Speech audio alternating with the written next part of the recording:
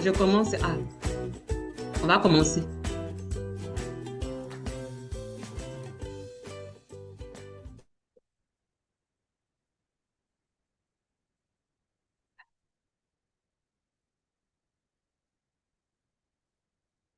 Greetings, Your Excellencies, distinguished guests, ambassadors for peace, partners, and all the online guests. Welcome to this International Association of First Ladies for Peace Africa, IAFLP webinar. I am May Gay, Director of Global Women Peace Network, Assistant Coordinator of IAFLP Africa. To commemorate the International Month of Women, the International Association of First Ladies for Peace, IAFLP, which is a project under the Universal Peace Federation in partnership with the Women's Federation for World Peace, is hosting the webinar with the theme, No Peace Without Women. And the topic of today is Women as Catalysts for Peace, Reconciliation, and Social Renewal in Africa. This event brings together current and former First Ladies, women leaders, and partners to support peace building, sustainable development, and protection of women and their families.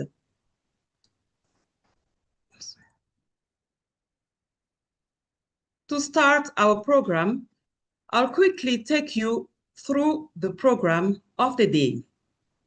So the program will start with the welcome and the introduction by me, the MC Meisa Koge at your service, followed by an introductory video. Also the opening remarks that will be given by Dr. Susan Kone, President of Women Federation for World Peace Africa, Coordinator of IAFLP Africa. The special remarks will be given, the special remarks on women's leadership and the third 100 days UPF campaign will be given by Dr. Tageldin Hamad, President of UPF Universal Peace Federation International. Now the special inaugural session will be done by His Excellency Ambassador Calista Mutarika as Chairperson of AIFLP Africa, and it will be conducted by Adama Doumbia, President of UPF Africa. The inaugural address will be given by Her Excellency Ambassador Calista Mutarika, former First Lady of the Republic of Malawi and Chairperson of the IAFLP Africa. The guest of honor address will be given by Her Excellency Maria de Fatima Villanova, First Lady of the Democratic Republic of Sao Tome and Principe, and the message will be read by Mrs. Florie Ledouaba, Regional Secretary General of Women Federation for World Peace Africa. The message of solidarity will be the responsibility of Mrs. Caroline Henshin, President of the NGO Committee on the Status of Women in Geneva and Director Office for UN Relations in Geneva and Women Federation for World Peace International. And that will be followed by the adoption of the IAFLP Africa Call to Action, Women Advancing Peace, Reconciliation, and Family Values in Africa. It will be done by or presented by Mrs. Jacqueline Su, IAFLP Coordinator in West Africa, Sub-Region 1. The closing remarks will be given by Dr. Ntonifo Helen Manka, Ambassador for Peace. The vote of thanks will be the responsibility of myself, Mrs. May Gay, Director of Global Women Peace Network Africa, Assistant Coordinator, and IAFLP Africa.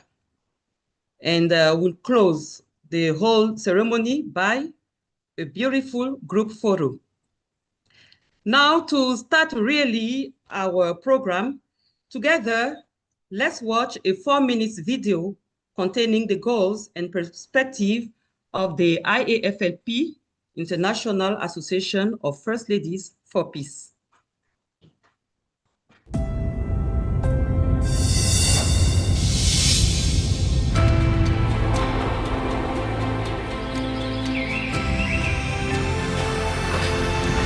The planet Earth, where we live, faces an unprecedented crisis. Natural disasters caused by climate change, military conflicts, hunger, and the refugee crisis threaten the welfare and even the survival of humankind. In this era, we must open a new path to peace and cooperation, to create a new chapter of hope and peace.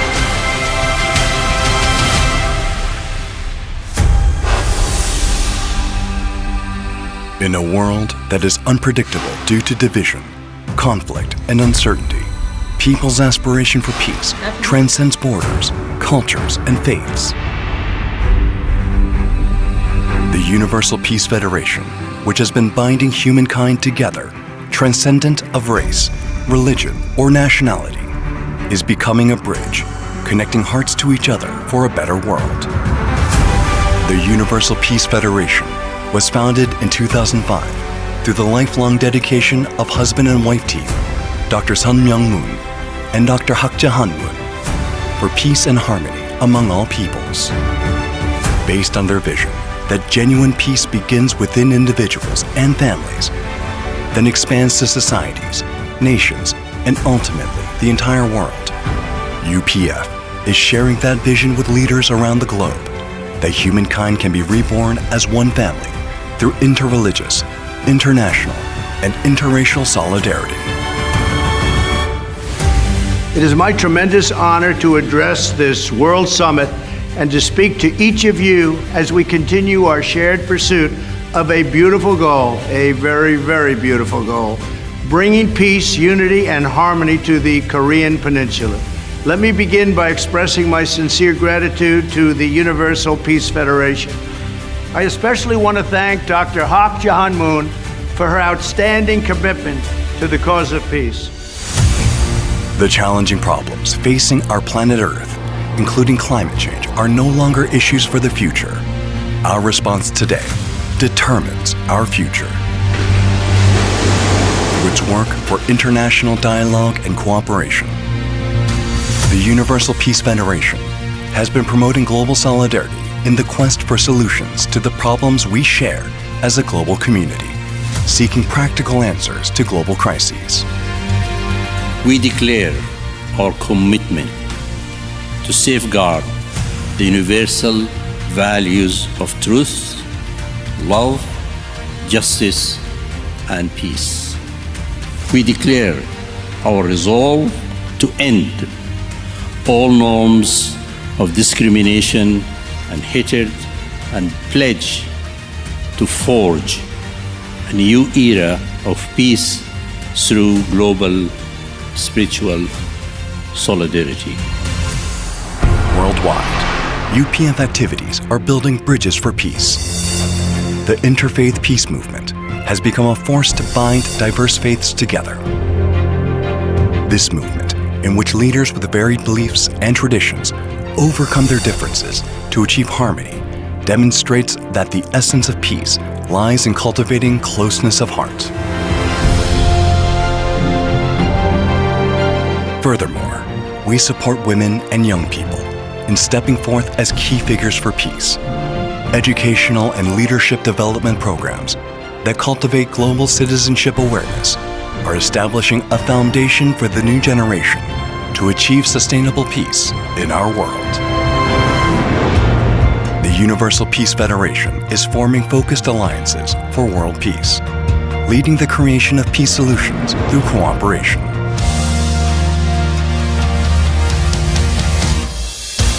This includes the International Summit Council for Peace, where former and current heads of state gather to discuss policies and strategies to resolve crises currently facing the global village.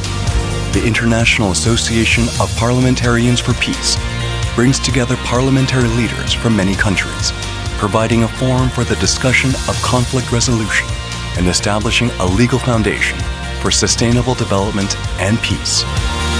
The Interreligious Association for Peace and Development is leading interfaith dialogue to achieve harmony among all cultures, transcending theology and traditions. The International Association of First Ladies for Peace empowers women leaders to foster harmony in their families and communities.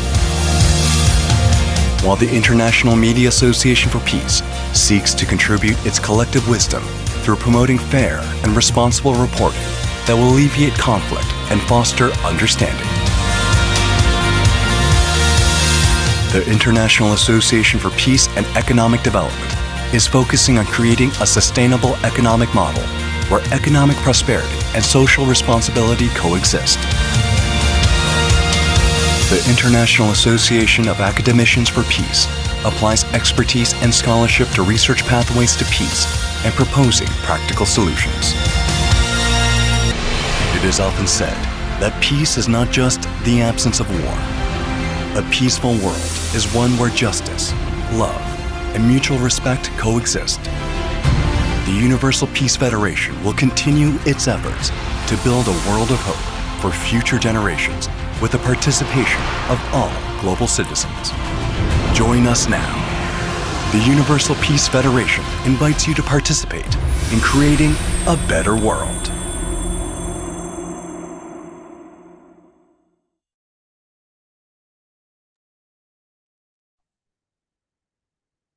Thank you for watching. I hope you've enjoyed.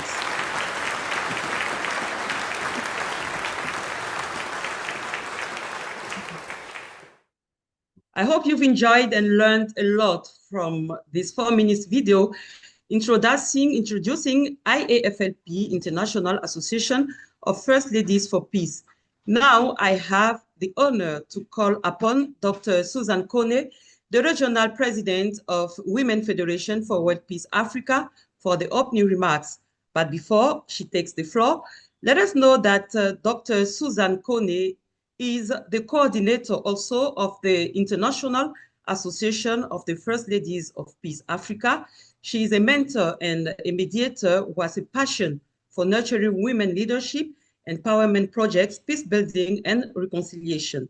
She is an advocate of women's rights, gender equality, and youth mentorship. Dr. Susan Kone also promotes women's health and wellness and teaches unified martial arts for good health and self-defense for women and girls.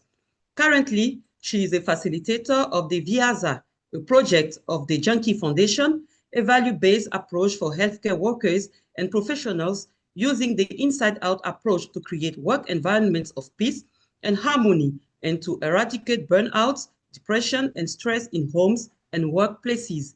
Please, let us give a warm welcome to Dr. Susan Kone. Thank you very much, Mrs. May. Warm greetings to all the excellencies and dignitaries from Africa and all the world. We appreciate the presence of Dr. Tarjan Hamad, President of UPF International, Ambassador Adama Dubia, President UPF Africa, Her Excellency Mrs. Maria Villanova, the First Lady of Sao Tome, who will be represented here, the former First Lady of Malawi, Her Excellency Dr. Kalista Mutharika, and also we appreciate the presence of Her Excellency Mrs. Inonge Wina, the former Vice President of Zambia. We also have the Mrs. Caroline Hanstin, the President of NGO Committee on the Status of Women in Geneva. Distinguished ladies and gentlemen, representatives of various nations, governments, institutions, and NGOs and partners. Thank you for taking time from your busy schedules to attend this event.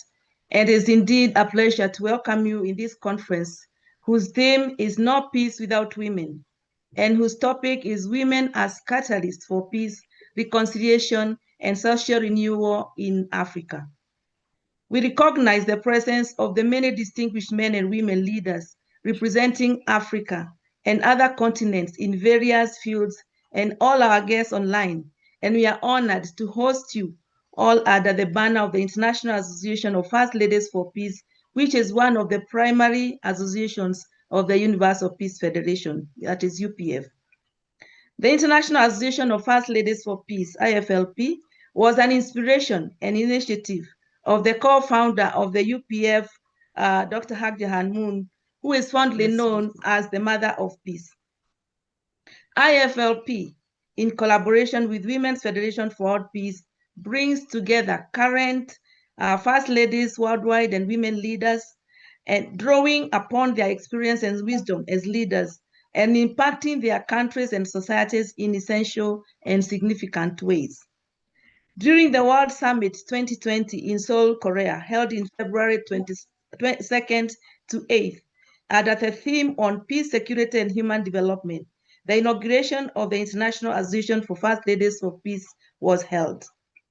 The participants in the IFLP session affirmed on the unique and essential role that women leaders are called to play in bringing about a world of lasting peace.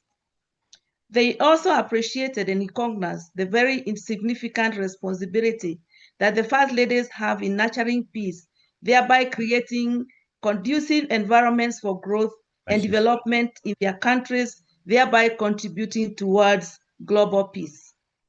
The topic of today, women as catalysts for peace, reconciliation, and social renewal in Africa, reminds us of the important role women need to play, not only as peace builders and nurturers, but also take their rightful place in decision-making and shaping the future of nations across the globe.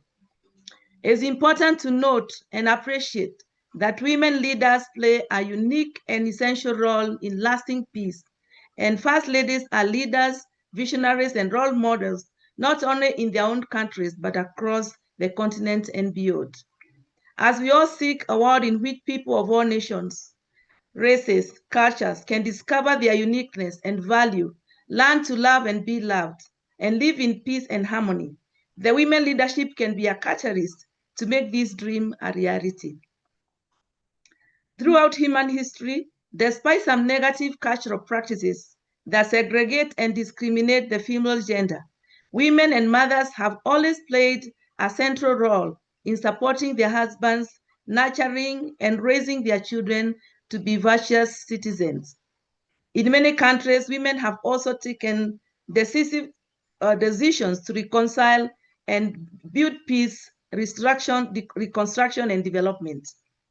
A woman's motherly nature, her empathy towards the vulnerable, her preference to work in consensus, her natural bridge-building instinct, her commitment to peace and to defending social justice, and her consideration for the roles of nurturing and healing are just but a few of many essential character traits needed to bring harmony and reconciliation in a wounded world. In Africa today, we propose that women leaders from all walks of life, together with First Ladies and former First Ladies in their nations, unite in solidarity to respond to today's challenges. The loving and sacrificial leadership of women, together in partnership with the men, will empower our youth for goodness and for a peaceful and prosperous future. The need to build cohesive communities and establish models of ethical and balanced leadership to guide our youth has never been more critical. We are sincerely encouraged by the commitment and compassion of all the leaders here, both men and women, and we believe that a new partnership movement is being launched. This initiative is being led by First Ladies, former First Ladies, women leaders, and partners for the sake of providing a life of dignity for all people and a world of lasting peace. We will support the great works of the Universal Peace Federation by collaborating with other associations that are part of the organization. It's our deepest hope that this conference will open doors for a strong collaboration between First Ladies, former First Ladies, top women leaders in every sector to pave a way for peace, development, and stronger partnerships in Africa. Our voices are stronger when we are united and working together towards one goal of building a better world for our generations to come. We are grateful that the President of Universal Peace Federation International, Dr. Tajeddin Hamad, is here in person to offer his counsel and orientation on various ongoing activities worldwide, and also the regional or continental level. We have the ambassador that this conference will open doors for a strong collaboration between the SG and also the UPF staff to offer support and also lead us in the inauguration of the International Association of First Ladies for Peace, first chairperson.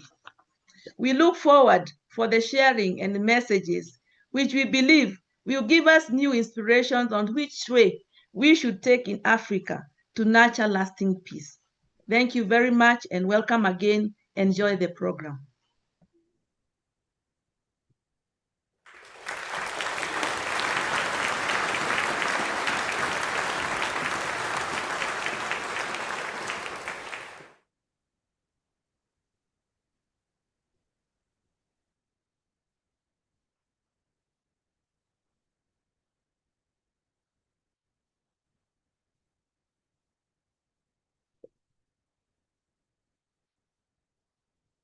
You are muted.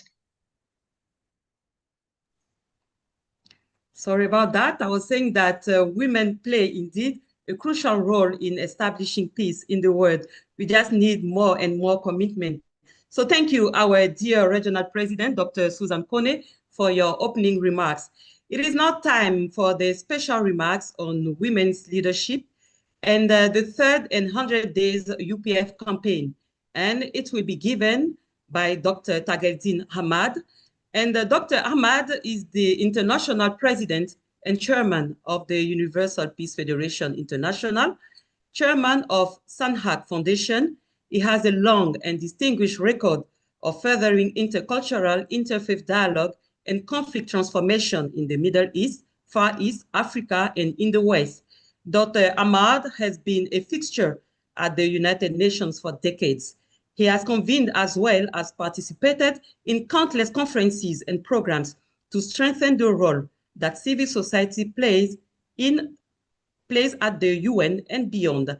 His years of NGO service and his commitment to civil society and interfaith have taken him to over 100 nations and allowed him to meet and collaborate with numerous heads of state and with United Nations top leaders and with many of the world's most important international non-governmental organization leaders and actors.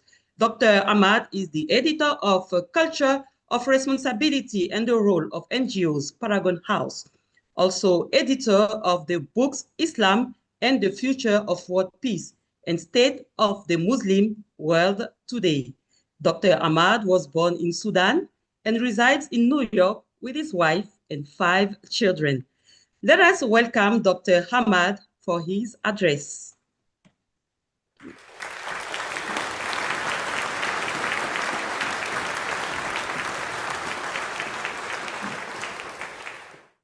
Thank you, Sister May. Excellencies, distinguished First Ladies, women leaders, colleagues, and dear friends, warm greetings to you from New York. Thank you for the opportunity to address this important IAFLP Africa webinar. The theme of this webinar is both simple and profound. No peace without women. This is not merely an inspiring message, it is a practical truth. Across Africa, women are the anchors of families and communities. They protect the vulnerable, sustain social trust, and help society recover from conflict and division. Women are not only participants in peace building, they are often the very foundation that makes peace possible. This is why today's focus, women as catalysts for peace, reconciliation, and social renewal in Africa, is so important. A catalyst accelerates transformation. Every day across Africa, women serve as catalysts, guiding communities from pain to healing, from mistrust to cooperation, and from instability to renewal. This is precisely why IAFLP Africa is so important. It brings together women of influence, experience, and public responsibility, amplifying their voices and strengthening their collective impact for peace. For the Universal Peace Federation, this conversation connects directly to our global initiative, the 100 Days of Serving Communities campaign. Running from 20 February to the 1st June 2026 and culminating on the United Nations Global Day of Parents. This initiative highlights the transformative power of service. March has been the month of partnerships. April is the month of service. In April, we encourage all partners to move beyond dialogue and into visible, meaningful acts of service within their communities. This call is especially relevant to women leaders.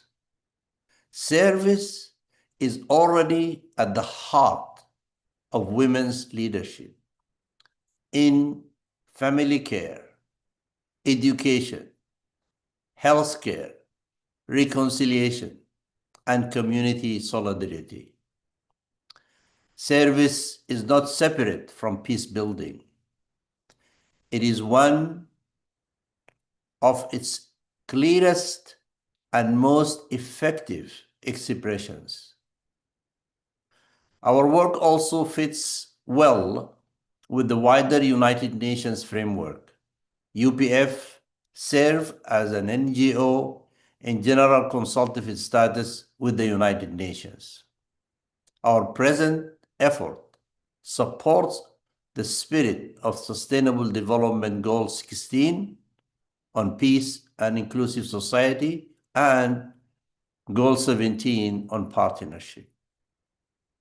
UPF founders, Dr. Hagja Han and her late Dr. Sun Myung Moon, told that lasting peace begins in the family and expands outwards, society, nations, and the world.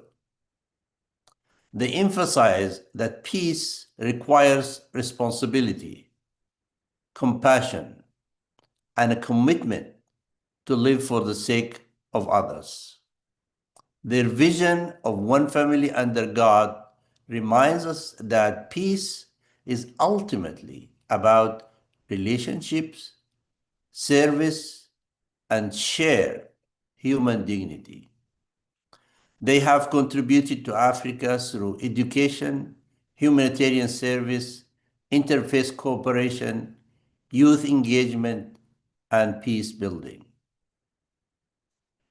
My sister and brothers, we live in a world that's more interconnected than ever before, yet at the same time more divided than ever.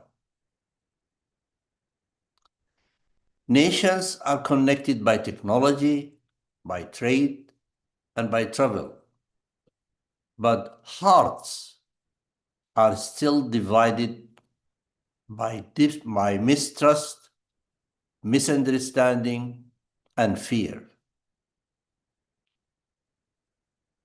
Yet, what gives me hope in this is this simple truth. No wall built by human hands can ever be stronger than the bridges built by the human heart.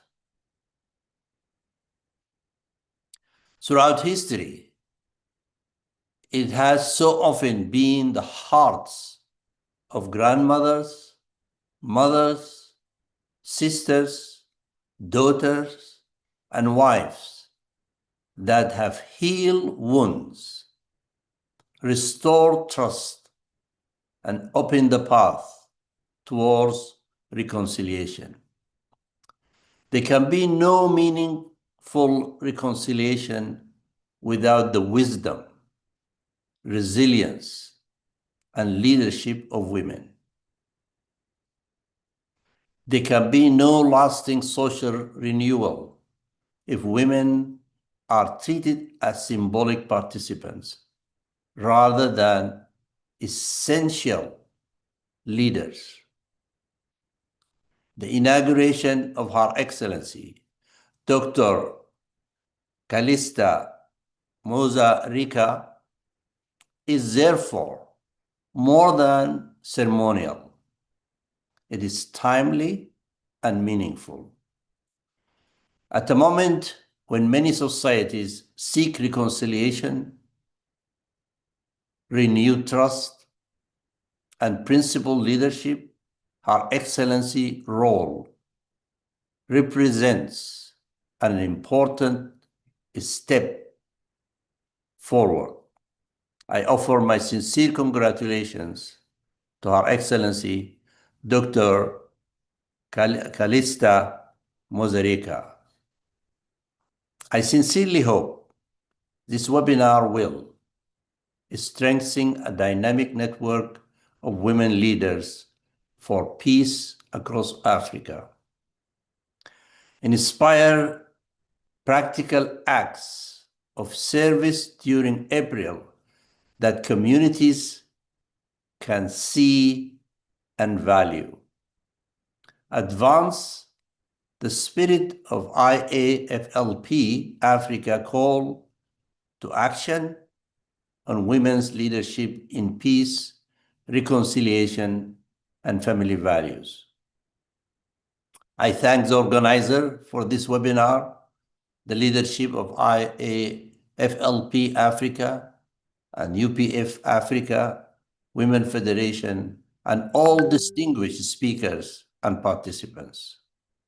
May this gathering strengthen peace, reconciliation, family values, and a culture of service throughout Africa. Thank you very much.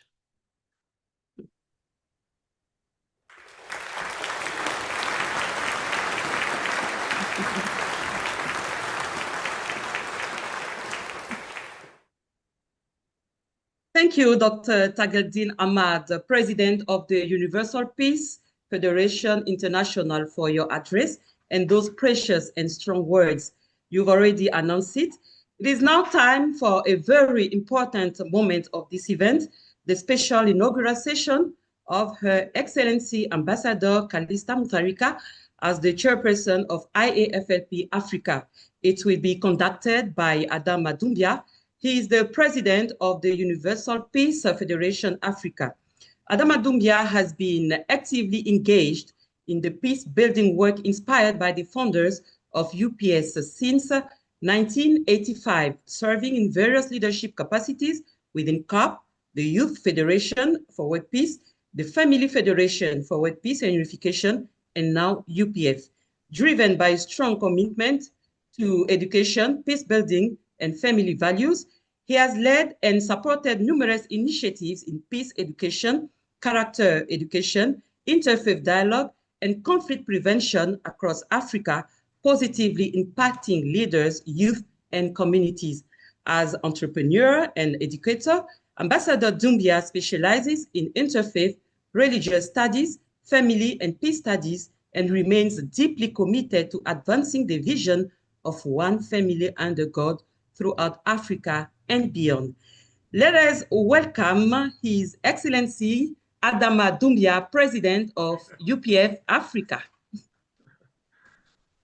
Thank you very much for such a generous introduction. Mrs. Gay, thank you so much for the introduction. Your Excellency Ambassador Calista Mutharika, Your Excellencies, distinguished First Ladies and former First Ladies, Dr. Tajeddin Ahmad, President of UPF International, Dr. Susan Kone, President of Women Federation for World Peace Africa and Coordinator of IAFLP Africa, Honorable Women Federation and IAFLP leaders, distinguished guests, ladies and gentlemen.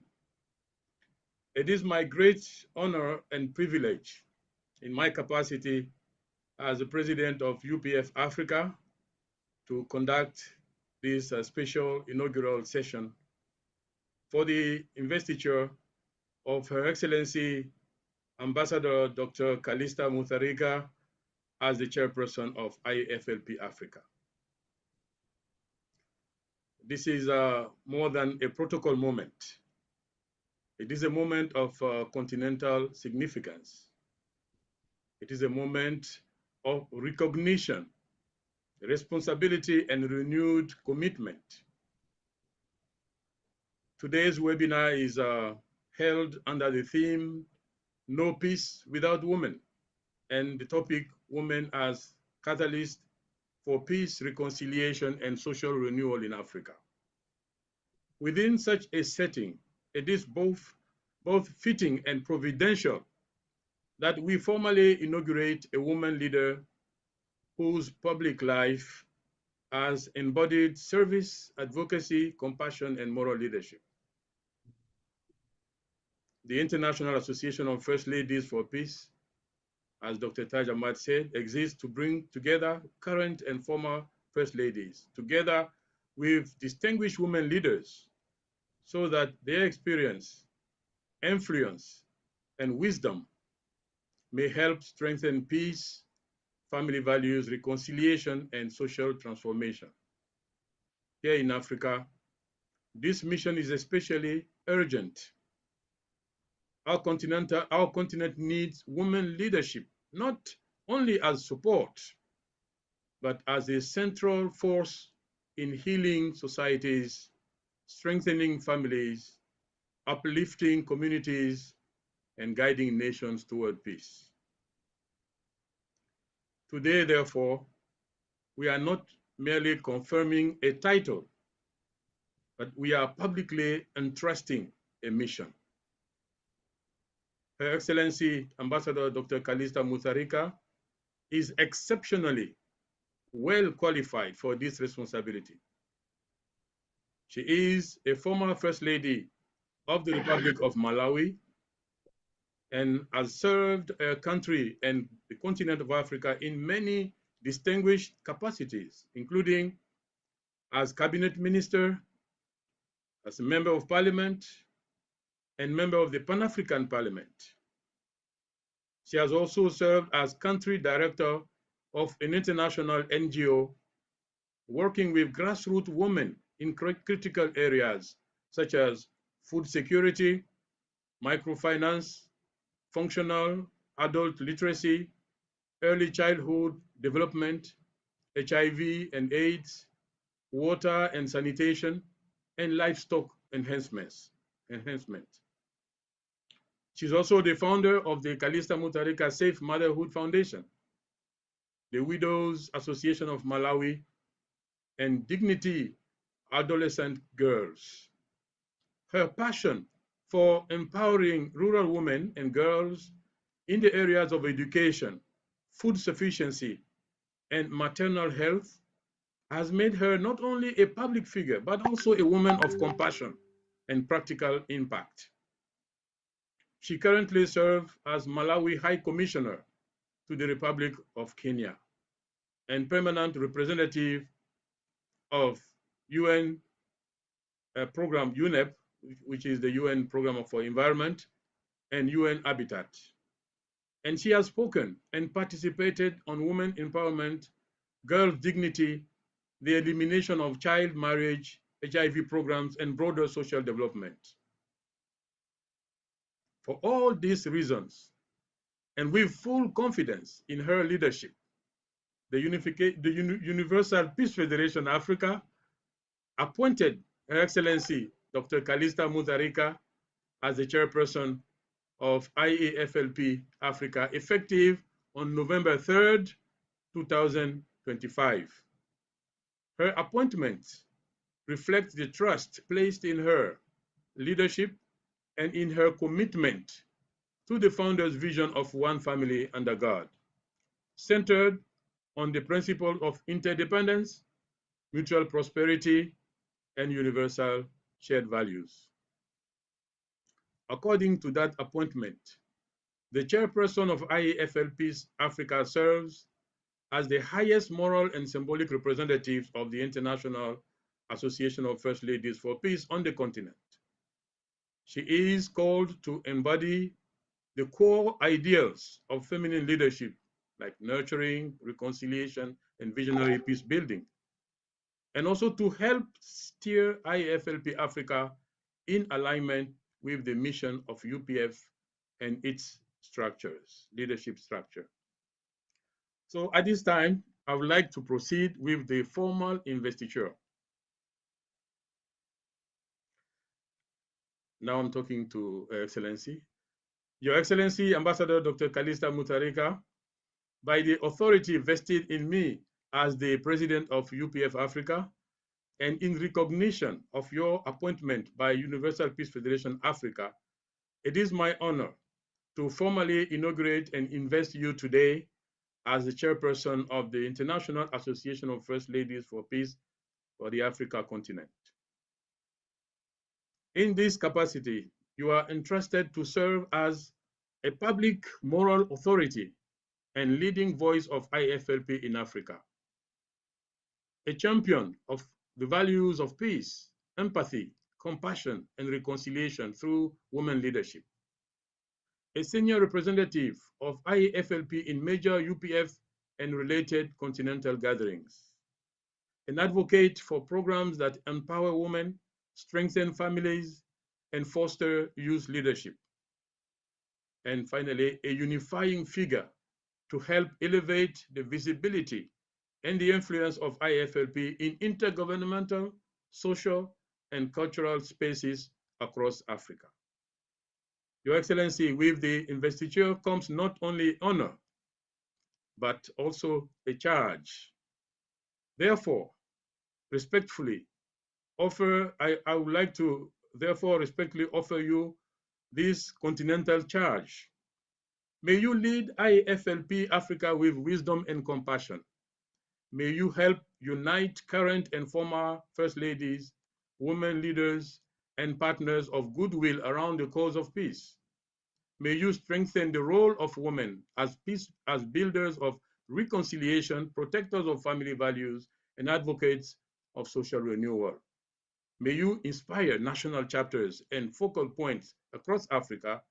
May you work in close cooperation with UPF Africa headquarters, the coordinator of IFLP Africa, Dr. Susan Kone, and the national chapters to advance peace-building initiatives, leadership education, and meaningful partnership.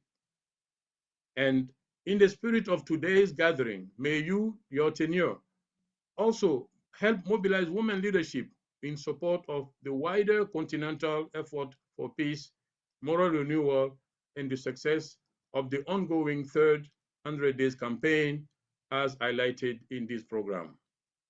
Your Excellency, we trust that under your chairmanship, IFLP Africa will grow in stature, in relevance, and also in impact, and that many women leaders across Africa will find new inspiration to serve as agents of peace, dignity, and hope. So at this point, I would like to invite all the participants to join me in warmly welcoming and recognizing Her Excellency Ambassador Dr. Calista Mutharika as the newly inaugurated chairman or chairperson of IFLP Africa. May we kindly show our approval by a big round of applause.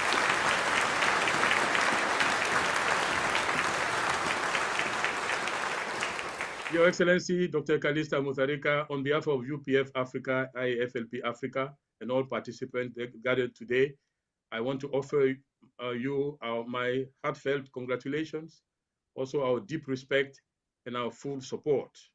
It is now my distinct honor and pleasure to invite you to deliver your inaugural address as the new chairperson of IFLP Africa. Your Excellency, the floor is yours.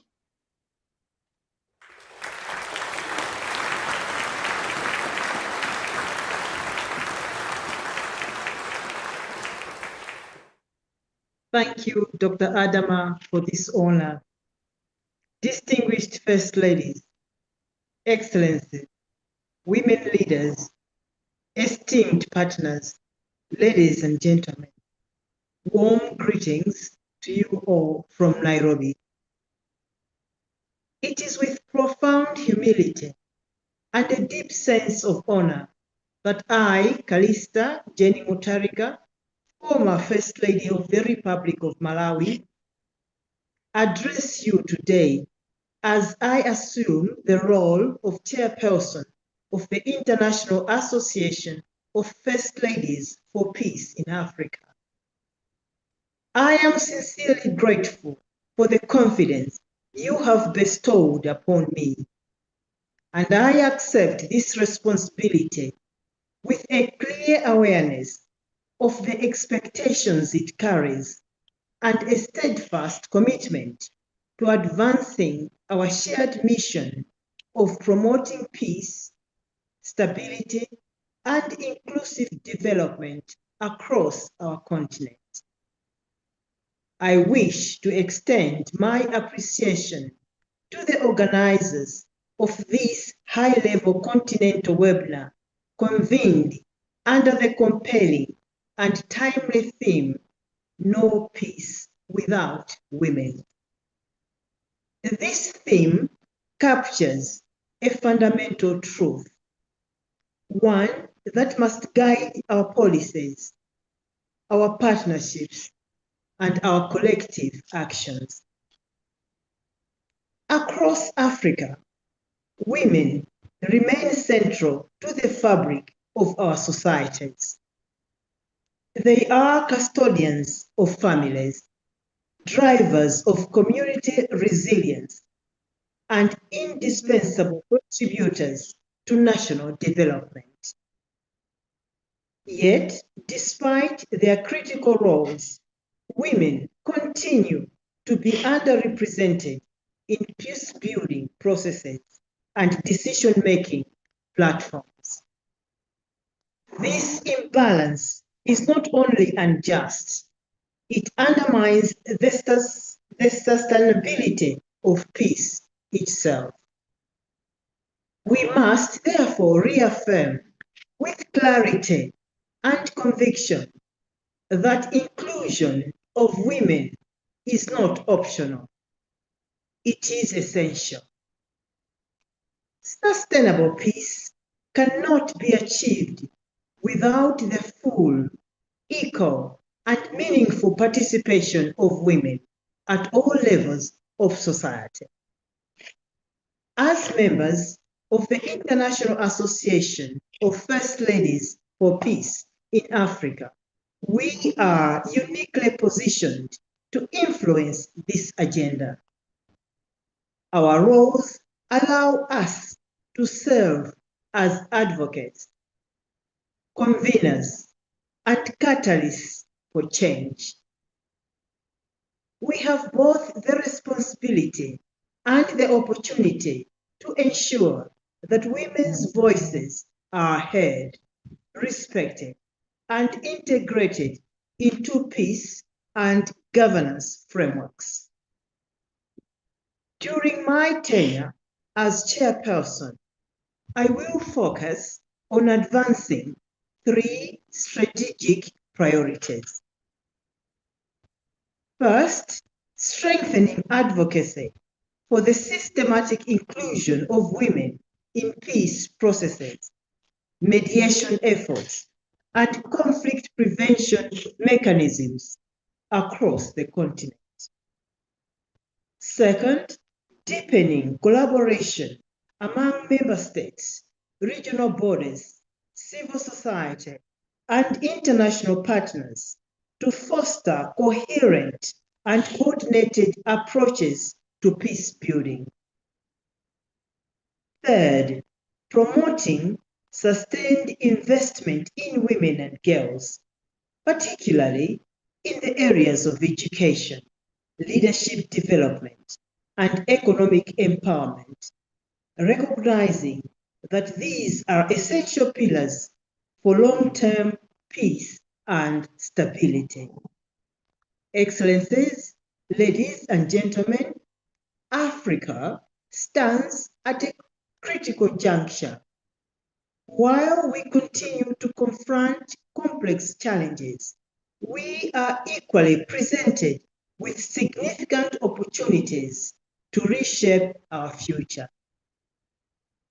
By placing women at the center of peace and security efforts, we can unlock transformative change that benefits entire societies. Let this gathering serve not only as a forum for dialogue, but as a platform for decisive and collective action. Let us commit to translating our words into measurable outcomes that will advance peace across our nations and communities. As I undertake this role, I do so with determination, guided by the principles of unity, inclusivity, and shared responsibility. I look forward to working closely with all of you to strengthen our collective impact and to ensure that our continent moves steadily toward a more peaceful and equitable future. Allow me to conclude with a reflection that speaks to our shared responsibility. Peace is not a distant ideal to be hoped for. It is a deliberate choice to be made, nurtured, and sustained through inclusive leadership. And where women lead, peace endures. Let us therefore stand united and resolute, for indeed there can be no peace without women. Excellencies, please accept the assurances of my highest consideration. I thank you.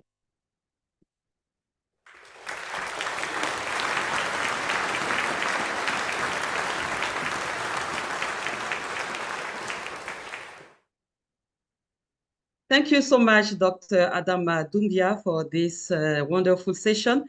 And thank you so much also, Her Excellency Ambassador Calista Mutharika, for your meaningful address and congratulations for your appointment as IAFLP Africa, as the new leader, the new president of IAFLP Africa.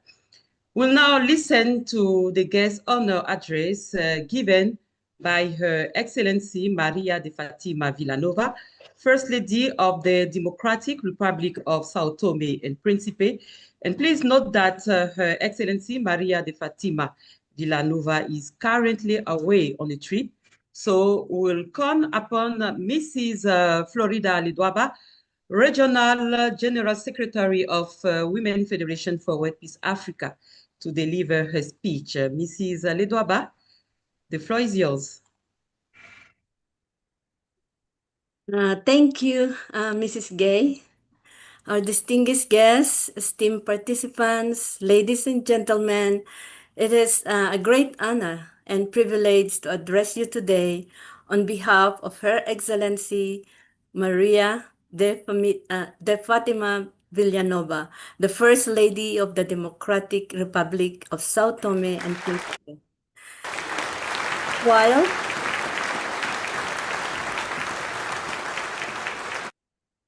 While Her Excellency deeply regrets that she is unable to be present with us today, she has entrusted me with the honor of conveying her message to this distinguished gathering.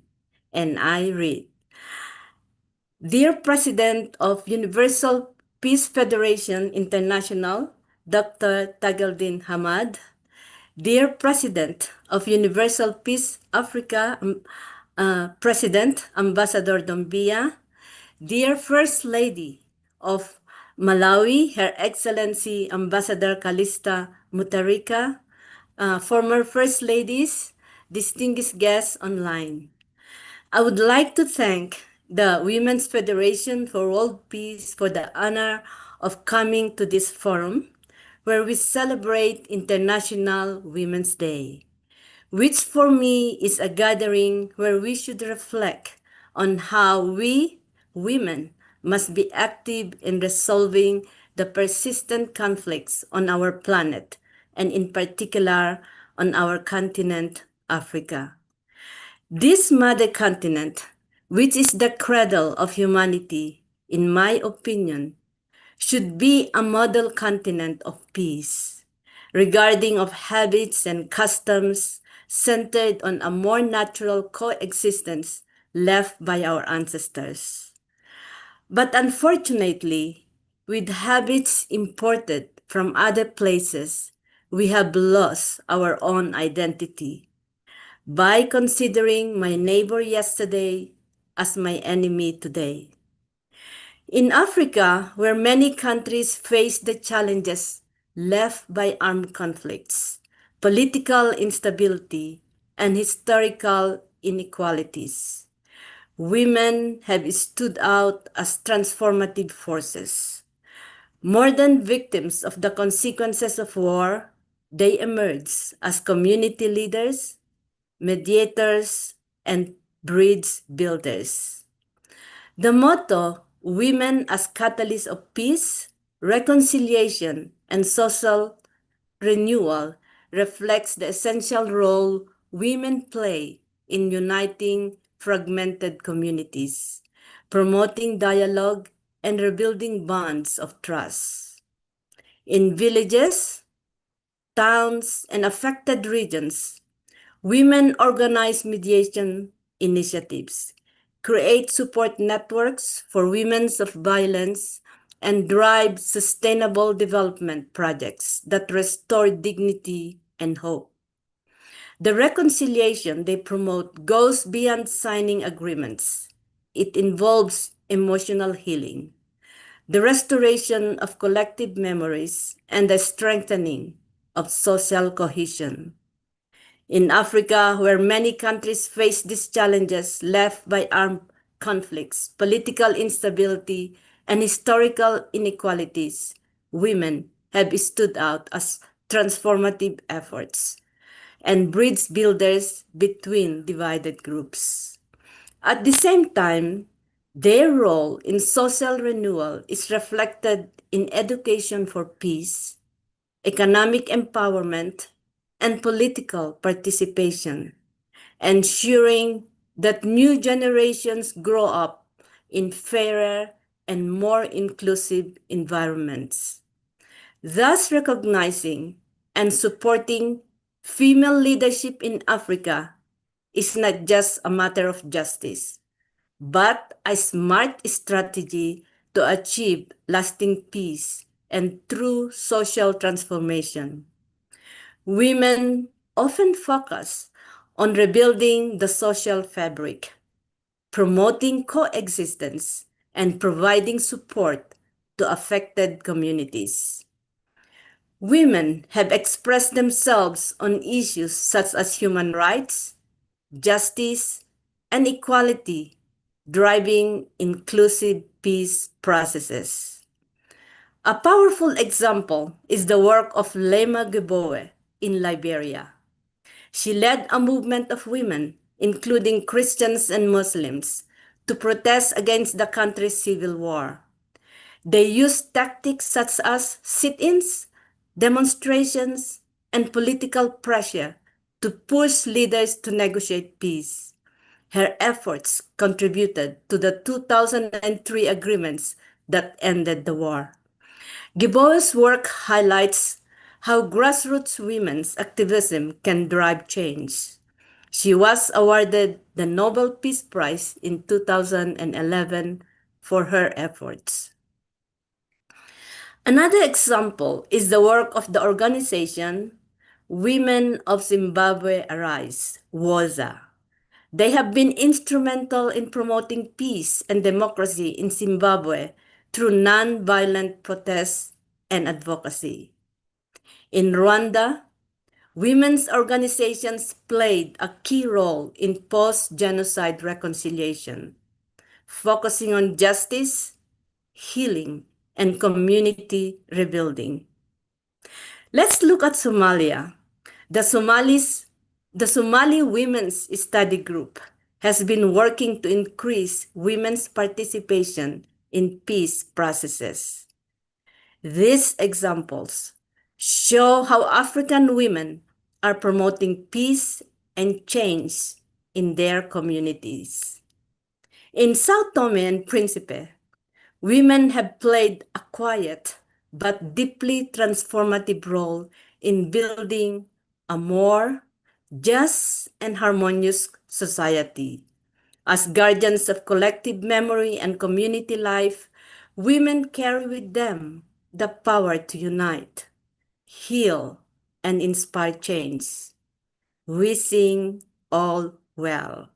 So on behalf of Her Excellency Maria de Fatima Villanova, I thank you for your kind attention. She extends her best wishes for a successful webinar and expresses her continued commitment to working together with all stakeholders in advancing peace, reconciliation, and social renewal across Africa. Thank you.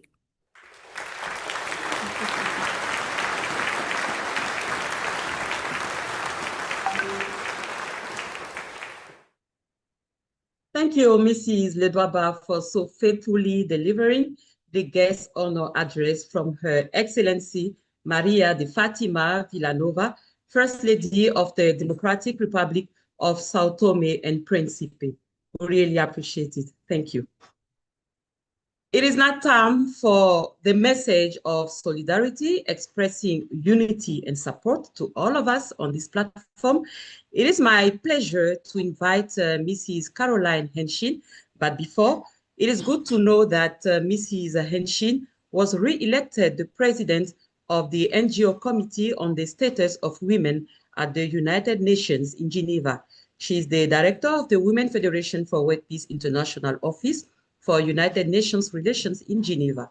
She has led the advocacy team at the United Nations globally for 12 years and in Geneva for over 25 years, working closely with the Human Rights Council and the Commission on the Status of Women.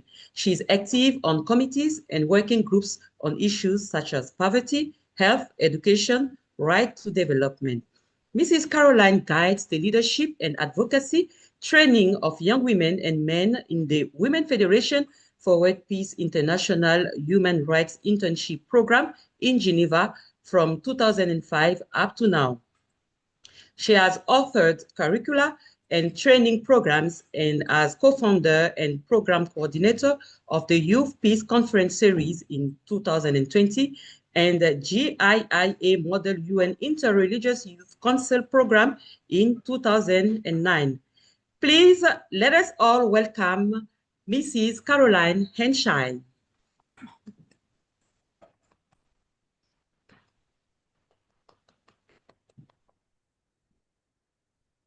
Oh, good afternoon, everyone. I am really so honored actually to participate in this event. I didn't realize exactly how important this is, but as also the coordinator for the IAFLP in Europe and Middle East, I see what you are doing here in Africa. We want to model and we want to partner with you as much as possible so we can really multiply this excellent work that you've been doing.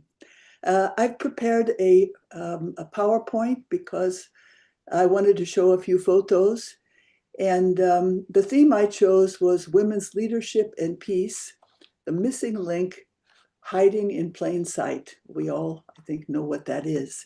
And I just chose a little quote, which I love, which was not said by any great world leader, but one NGO attending an event when we were talking about Security Council Resolution 1325, who said, women, peace, and security must be about preventing war, not about making war safer for women only. So I find this was a great wisdom. I think I don't have to say much to you about the statistics. We know, and surely Dr. Kalista Mutharika has, long experience in working with the United Nations, and congratulations to you. What an excellent choice to lead IAFLP in Africa. And we will try to find a good counterpart for you in Europe, Middle East. But anyway, we know these statistics, and it was so important that UN Women actually has given us these statistics about things that we understood, but we didn't know exactly how much so. So just simple things like what a difference it makes when women is involved in peace negotiations, and about recovery and poverty reduction, post-conflict, all these things. There is tremendous, even measurable difference that women are making. So these are some of the dynamics. Again, I think we know, even through our experience, when women bring to peace, their way of thinking, the way of working, the idea of early creative early warning measures, how we anticipate future needs. We're looking back and seeking root causes, maybe more so, but of course not exclusively, but maybe more so than male leaders. We tend to seek broader community involvement, and we are passionate, and we have personal commitment in our goals. So, simple question, where else do women lead with such wisdom? That's a question to all of us every day, in our families, in our communities, between husband and wives and brothers and sisters. We are leading with this, we are training for and leading in this kind of, actually the same global interactions that are needed. Women, I just want to ask a question. So why is that? So we have the statistics, but why? Women tend to think and act like that because of our experience as mothers, wives, and sisters. I think in Africa, you understand that better. Sometimes we are not asking the right questions, I feel, in Europe and somehow in the northern and western countries. We are too preoccupied with other questions.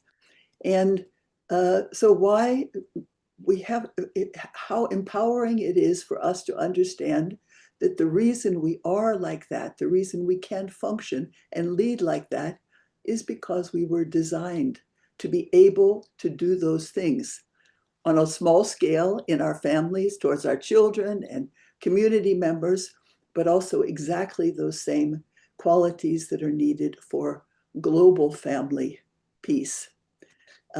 So my projection would be, if we can prioritize that knowledge, that could change so much in the lives of women and girls around the world, and also for the future of peace. And this comes into this topic of no peace without women. I wanted to show you this photo in Korea at the inauguration of the first International Association of First Ladies for Peace. And this really amazing experience we had, listening to the experiences and the enthusiasm of all of these first ladies and important women leaders. And we understood also at this meeting the importance of first ladies and global women leaders working together, creating some kind of synergy with women representing civil society that really is very, very powerful. So this was in 2020. Now I want to speak a little bit about No Peace Without Women, specifically the campaign, growing out of the idea of no more war, and really women globally standing up to say, we will not tolerate war.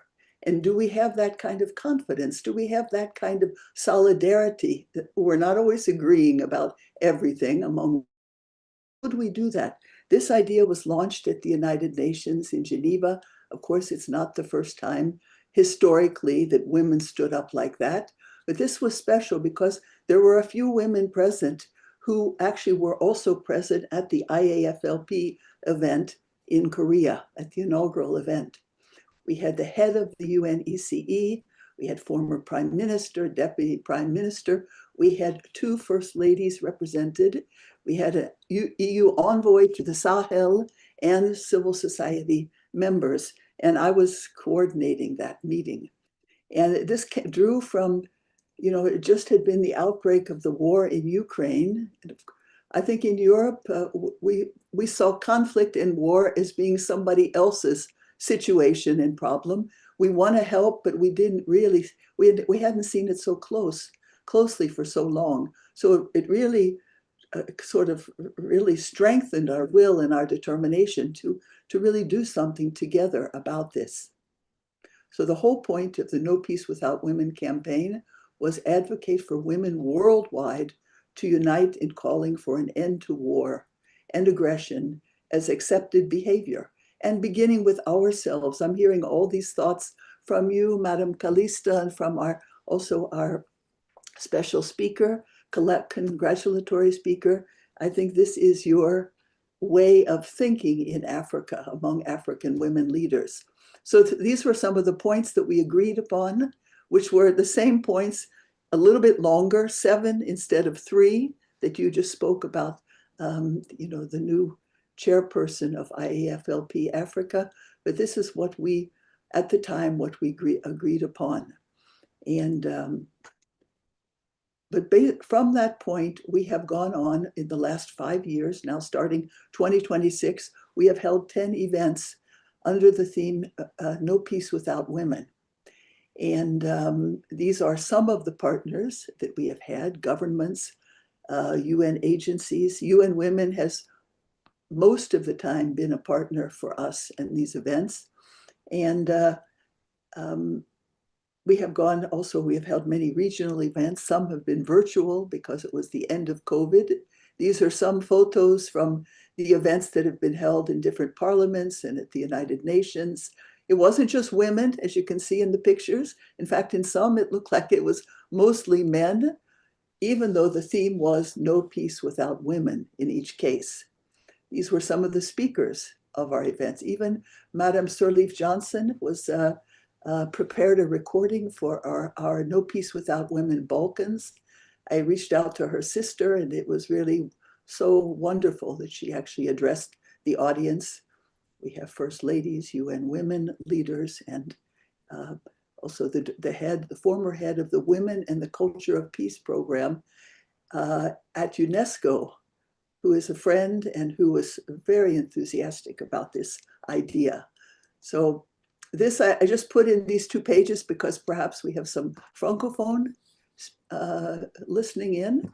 And so we had an event at the French Parliament not so long ago, end of 2025, quite an elaborate program with a senator as our host, and also at the end with a rousing thought and call to No Peace Without Women.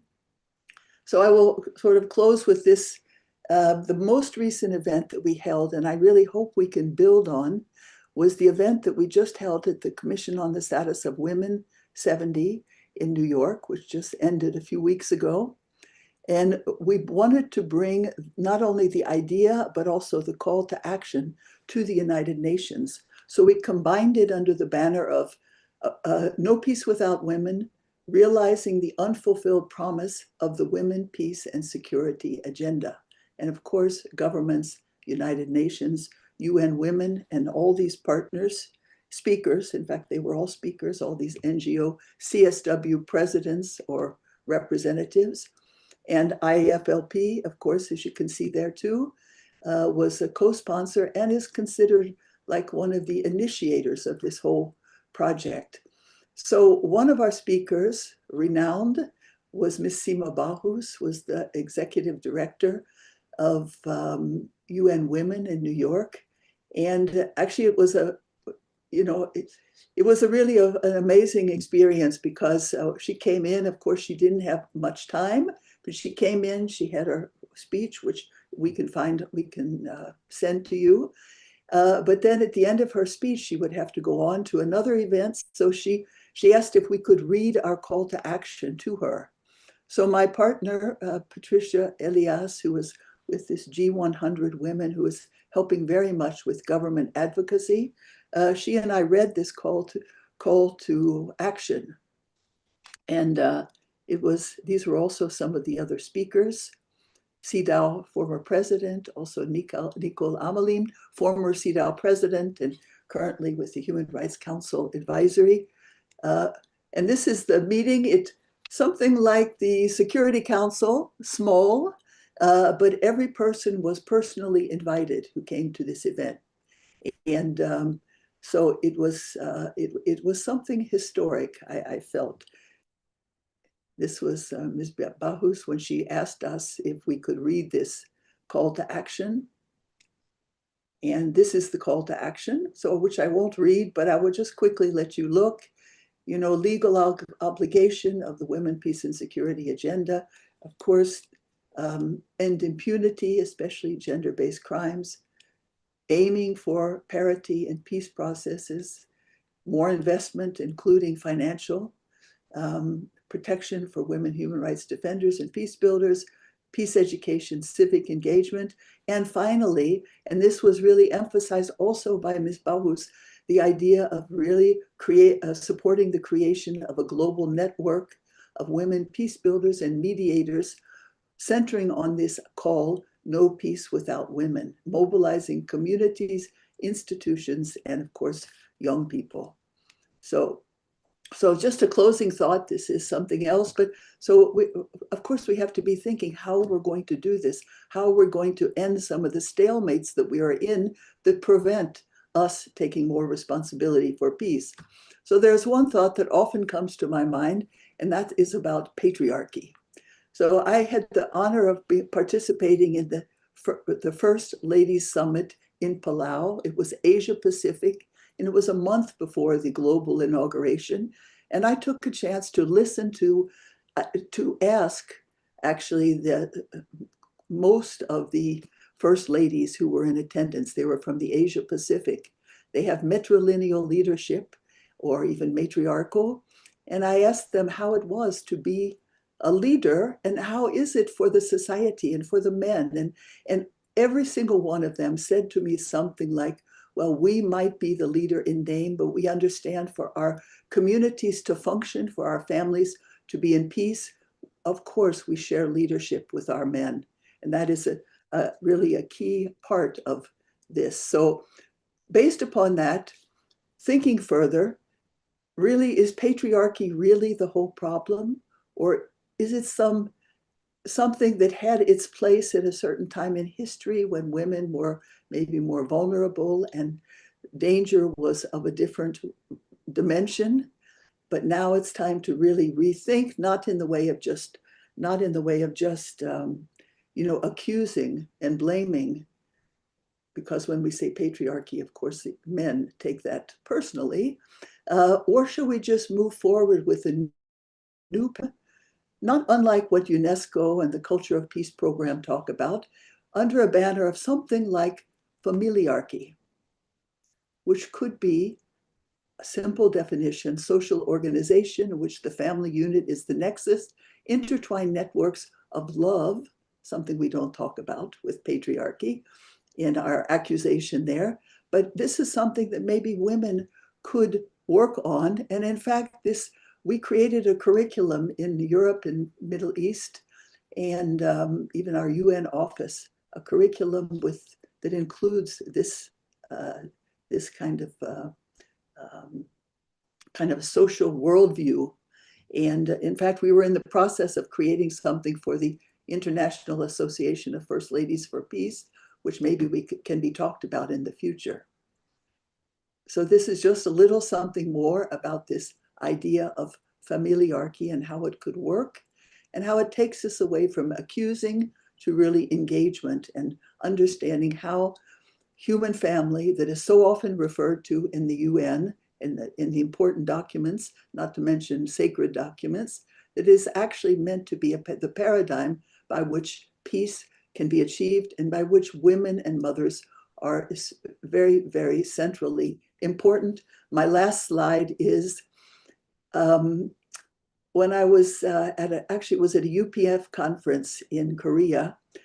Actually, a friend of mine who is a Buddhist monk from France, after we had a session about women's leadership, and he came up to me and said, "Do you realize how much the future is in your hands?" I took it personally, but he meant women in general and women who are promoting gender equality. And he said, its success, the success of your great experiment or your great effort depends very much on how well you are able to protect the dignity of men as you rise. So I close with that, and I thank you so much. There's a picture of my family and some work in Geneva that I'm doing, but I'm closing with that. So thank you really for the great honor to be here with you today.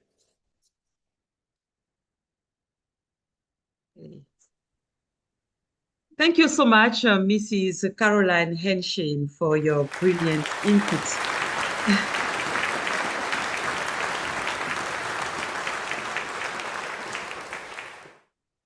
And these were very, very nice pictures that you showed in this platform. Thank you so much. We are grateful. Now, the adoption of the International Association of First Ladies for Peace Call to Action, Women Advancing Peace, Reconciliation, and Family Values in Africa, will be the responsibility of Mrs. Jacqueline Su, IAFLP Coordinator for West Africa Sub-Region 1. Please note that Mrs. Su was born and raised in Uganda and graduated in Business Studies from Uganda College of Commerce in 1995. She moved to Burkina Faso in January 2000 and joined the International School of Ouagadougou. She is a lifelong learner who enjoys reading, cooking, traveling, meditating, and being in nature. Mrs. Jacqueline Su is an active member of the Women Federation for World Peace since its initiation, and working with the Women Federation for World Peace has given her opportunities to travel to most countries in East and West Africa, as well as Japan and Korea in Asia. In 2021, she joined the Women Federation for World Peace International Global Committee for Education, Humanitarian, and Young Professionals. In 2025, she was appointed as the Women Federation for World Peace Africa Sub-Region 1 Director, and also recently acting as the coordinator of the IAFLP West Africa Sub-Region 1. She's married with 3 children. So, Mrs. Su, you have the floor. Thank you. Thank you so much.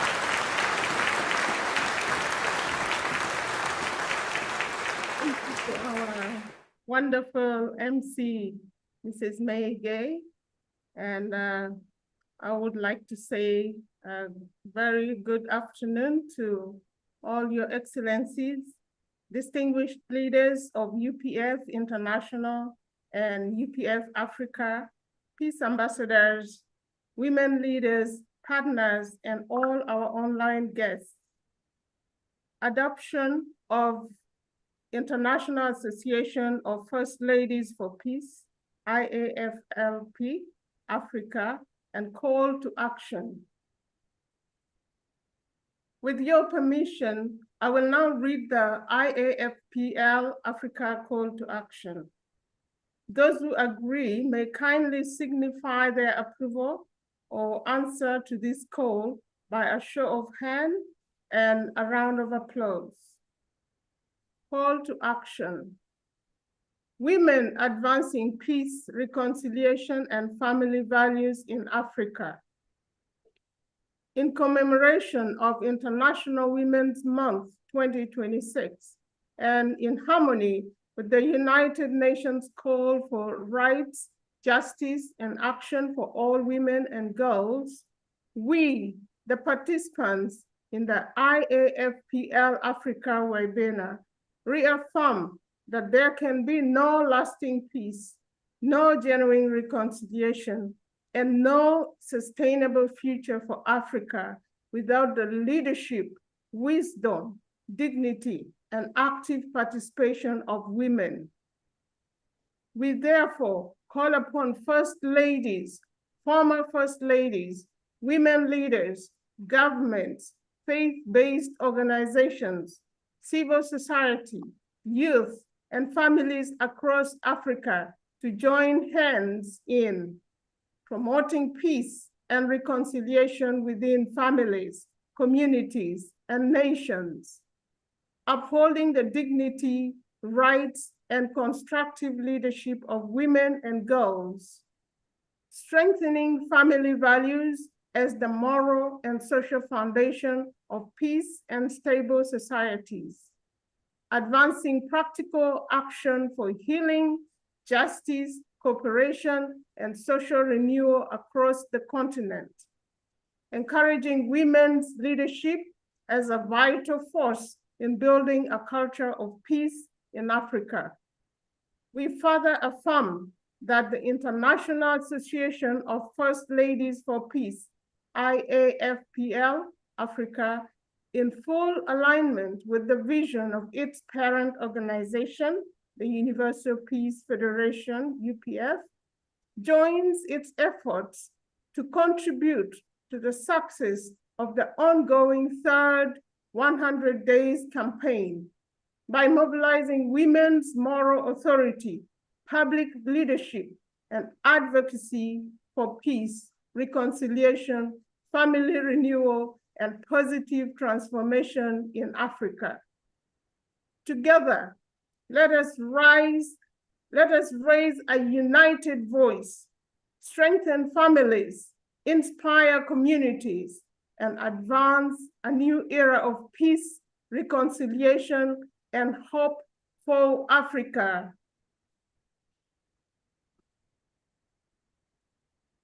That is our call to action.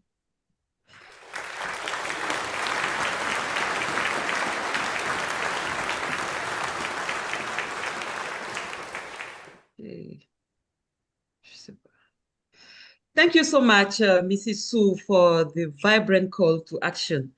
And our program is happily drawing to a close, so allow me to call for the closing remarks Dr. Ntonifo Ellen Manka.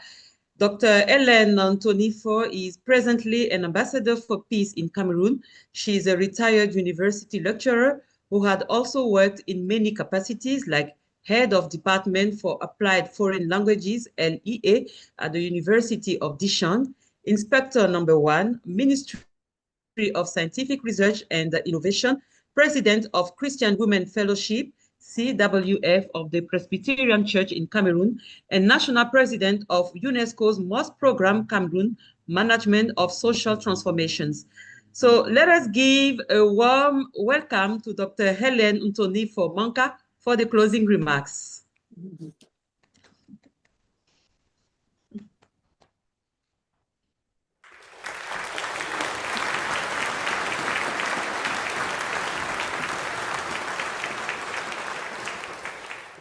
Thank you so much, Madam Moderator, for giving me the floor.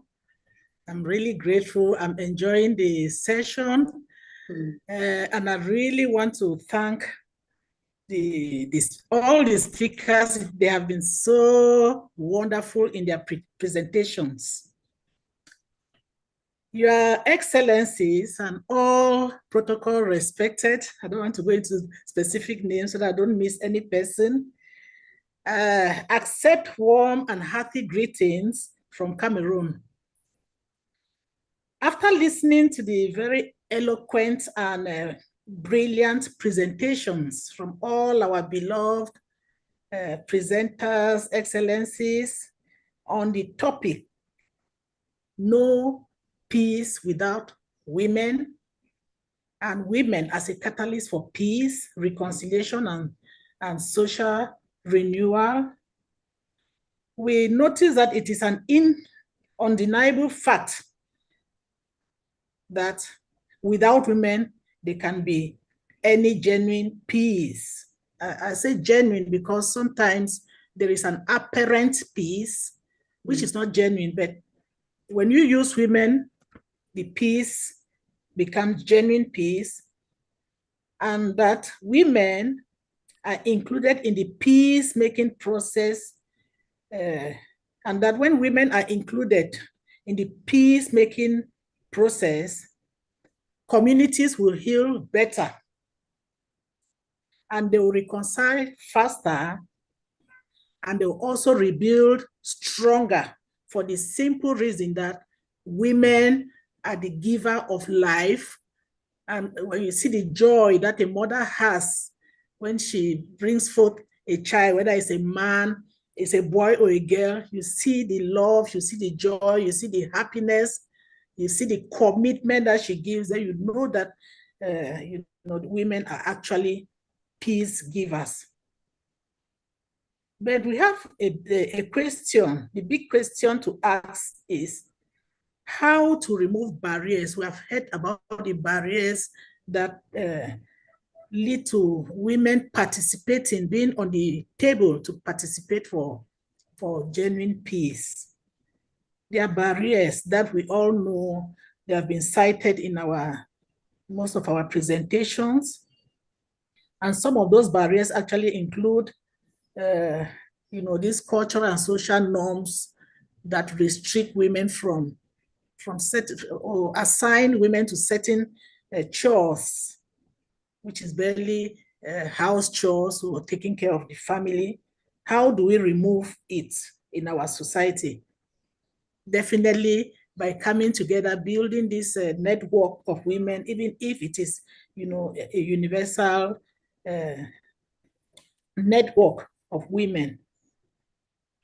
We also know that there's this lack of political will that in most of our, especially in most of our African countries, the tendency is to exclude women from, the peace table, especially if the political leaders are military. Most women will not be in the military.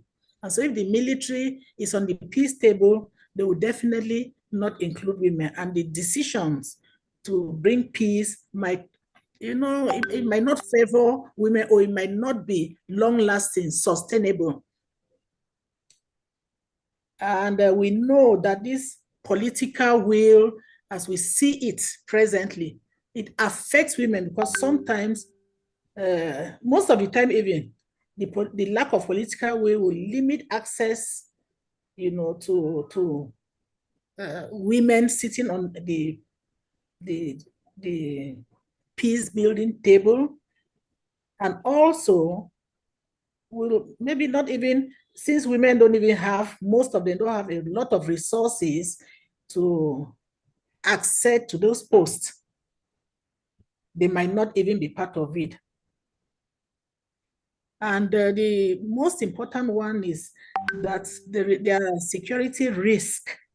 We have heard from from some of the presentations, there are security risks and violence towards women.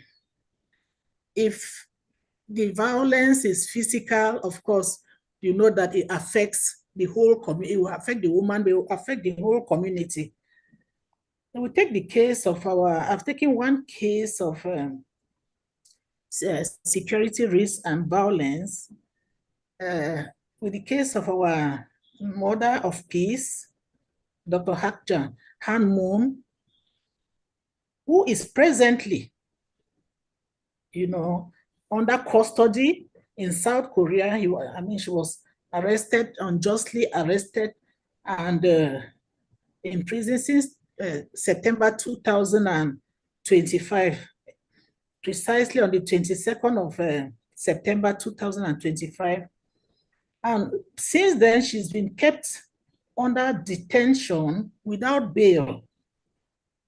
And if I may ask, how can a woman, if you are caught and put in jail just because of your political ideas, and whose ideas are even laudable, her ideas are to bring peace, universal peace in the world by breaking barriers, whether they are religious or they are ethnic.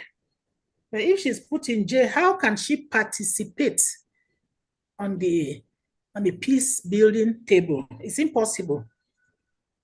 So we think that women who are, unjustly arrested for any reason and put in jail is already a deprivation. They cannot participate in any peace building process. There are some that are not just restricted by putting them in jail by a political will. Sometimes it's even the will of the husband, of the man, can decide, no, you are not participating in any meetings. You are not going for a meeting, and you will not go. And if the woman doesn't attend such, is not given the opportunity to attend such meetings, how is she going to, help change policies that will enable women to facilitate or to create a peaceful society? Let me take one example that I think is so glaring from the Bible, and I always inspire myself from that Bible passage. It's Ruth, the story of Ruth in the Bible. Ruth was a woman who got married to Naomi's son. In fact, she was not the only. Naomi had two sons, and their wives, one married Ruth, another Orpah. And the two sons died. When they died, Ruth was now going her back to Bethlehem because the conditions in Bethlehem were better. And she told the two daughters-in-law, since your husbands are dead, can you go back to your families? And the wife said no. In fact, one of them, who is Ruth, said no. Anywhere you go, I will be with you. Anything you do, I will do it with you. But the other one, Orpah, went back. This story, I bring it to illustrate how togetherness, how standing together for each woman can help us. Because finally, Ruth went with Naomi back to Bethlehem and delivered a son that, God married there, delivered a son who delivered David. And we know that David is one of the great leaders in the Bible. So this little story illustrates how if we stand, women are supposed to stand together for each other, apart from, generating peace in our families, but we stand for each other, even if that each other is not your family member. If it's an extended family, if they stand together, they can build a stronger community. So that said, I want to say that our fervent wish is that these discussions that we've had today, they should not end as mere conversation, but should rather begin as a commitment for women to ensure that they can, amplify their voice, increase their voices to protect their rights and ensure that they have a seat at every decision-making table, because any peace that excludes women is incomplete. But peace that includes women is unstoppable. Thank you so much. Right.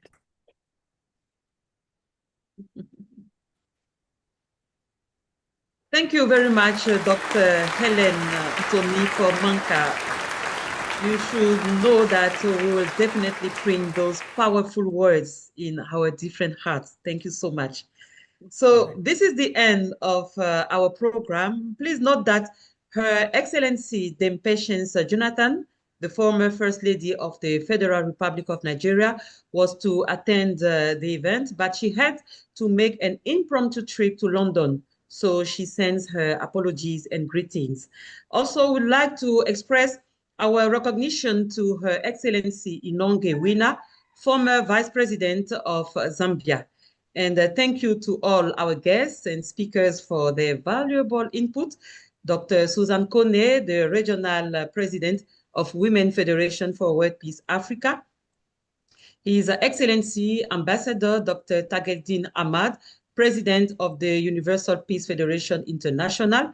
His Excellency Ambassador Dr. Adama Doumbia, President of UPF Africa. Her Excellency Ambassador Dr. Kalista Mutharika, former First Lady of the Republic of Malawi, and now Chairperson of the IAFLP Africa. Congratulations once again, Her Excellency. And Her Excellency Maria de Fatima Villanova, First Lady of the Democratic Republic of Sao Tome and Principe, whose message was delivered by Mrs. Florida Ledwaba, Regional Secretary General of Women Federation for World Peace Africa, Mrs. Caroline Henshin, President of the NGO Committee on the Status of Women at the United Nations in Geneva, Director of the Women Federation for World Peace International Office, and Mrs. Jacqueline Su, IAFLP Coordinator for West Africa Sub-Region 1, and last but not least, Dr. Ntonifo Helen Manka, Ambassador for Peace in Cameroon. Also, many thanks to all the participants, the people present on this webinar who took their time. You took time out for your day to attend this event. Thank you. Many thanks also to the technical team. You were wonderful, number one. Thank you so much. And also to the different translators. It was May Gay, Director of Global Women Peace Network Africa, Assistant Coordinator IFLP Africa, at your service. But don't go away. We'll take a beautiful group photo with your permission. I don't know if the technical team is ready for that.